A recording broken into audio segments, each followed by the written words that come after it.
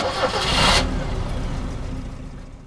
right, welcome back to Garrett's Tailgate Talk. Today we got Lucky Lou. Yeah! So, buddy, how's it going? It's going great. It's great once we're swinging over there and we're warmer. It's a little chilly up here, man.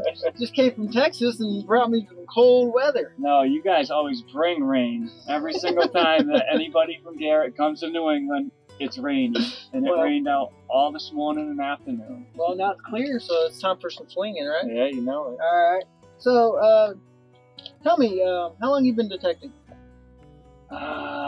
Detecting seriously, 4.5 years. I've been detecting since episode 2 of Diggers. Oh. I ordered a Garrett that night. Wow, that's cool. A little plug in for them. Yeah, I think that was 10 years ago. Wow. So 9 years ago, 10 years. That's cool. What's one of your favorite finds that you found out digging? Or do you have a specific favorite find? So I love history, and actually right here is a coin silver spoon from 1770s that I found in the town I live in, and it actually has a monogram on it that's possibly from one of the original inhabitants of my town, and it was made by a Abijah Doherty in Salem, Mass. in the 1770s. Wow! And so that's one of my favorite finds. That's really cool. To find something from your own town. Yeah, and it's a spoon and it's not mangled. Right. So that makes it even better. Yeah, I've got a couple of silver spoons, but they're just like you said, they're mangled. Yeah. Yeah, and then of course, gold ring from the early 1700s is always awesome as well. Wow, look at that. I tried to find who it possibly could have, belonged to, but where it was found was a main travel route, so it could have been just anybody from anywhere. That's amazing. But it had to have been somebody of significance due to its gold and it's a wax seal signet ring, so they would have had to have been important in order to be stamped in, letters or documents and such. That's pretty neat. How's that wind feel? It's a little bit chilly. It's a bit chilly. Not like it is in Texas right now. It's probably like 80. Yeah, so. Okay. What's one of your most memorable moments of finding? Well, I found a lot of friends. The bone hunt that you guys are going to was the first event I had ever been to 3 years ago. Yep. And I met up with Dig Dug at a random Dunkin' Donuts, and we carpooled together, never met him before, and we just went out detecting this past Saturday. We detect all the time together. That's cool. And you met us too. So you got to Garrett.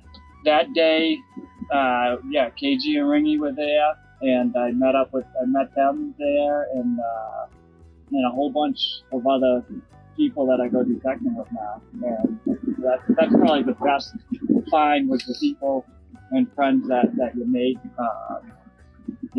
I last time I was out detecting with him was one of the most memorable per se was when I found a GW button. I had found it on the edge of the woods. It was getting dark, and I thought it was just a plain flat button.